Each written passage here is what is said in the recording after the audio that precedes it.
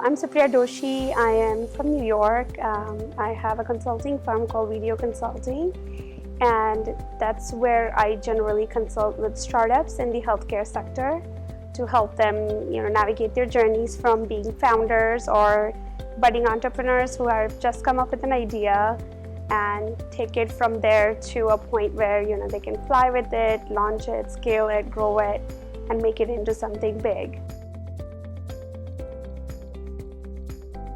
My connection with IndoUS comes from my connection with the chair, Harsha.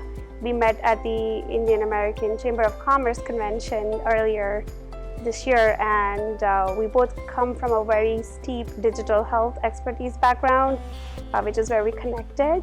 And I have been working with him on Jiva a little bit, but also I've been very passionate about the cause that IndoUSrare is living, and the vision that it has for the rare disease sector as it grows. And because it is such a niche industry for startups, it has its unique challenges, and there's a lot of opportunity, but it doesn't come without ability to generate funds, and get funding for research as well as funding for growing these type of organizations who are trying to enter the market and improve the market access, bring those costs down. So no matter what, these are real businesses having to pay real paychecks, and their challenges just get multiplied when they're working in the rare disease sector because of its inherent challenges. So I was here to talk to a lot of the organizations to better understand their needs, how the current venture capital, private equity, and angel investment, life science sector stakeholders can be more interested, how we can showcase the potential these organizations have, and how we can help IndoUS become one of those avenues also where these businesses and startups can go to get the kind of help for collaboration across countries, raise funding, brainstorm business strategies, and drive best practices in their business models to really make an impact in the long run.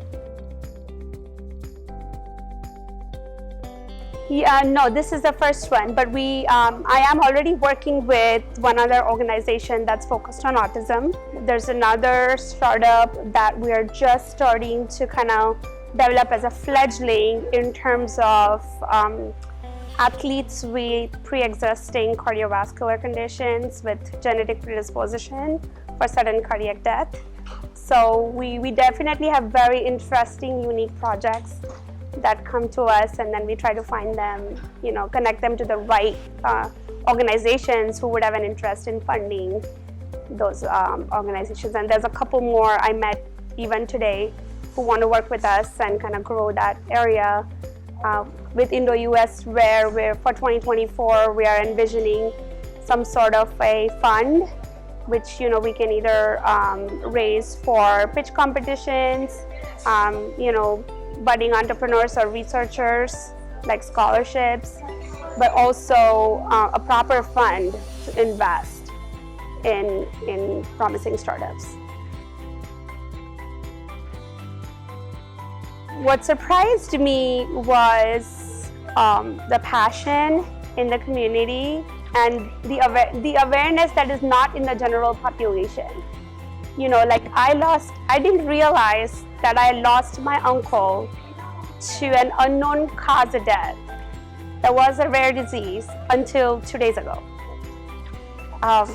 He had idiopathic hypertrophic cardiomyopathy, and there was no answer, and we lost him very early to it with 3 little children, and we still don't have answers because we've already lost him. But it's amazing to me how ignorant probably 80% of this world is to these challenges and the disease conditions, and how we need to be more aware about and my biggest takeaway was we're so fast moving into the digital forward world I personally run on-the-ground decentralized trials for digital therapeutics.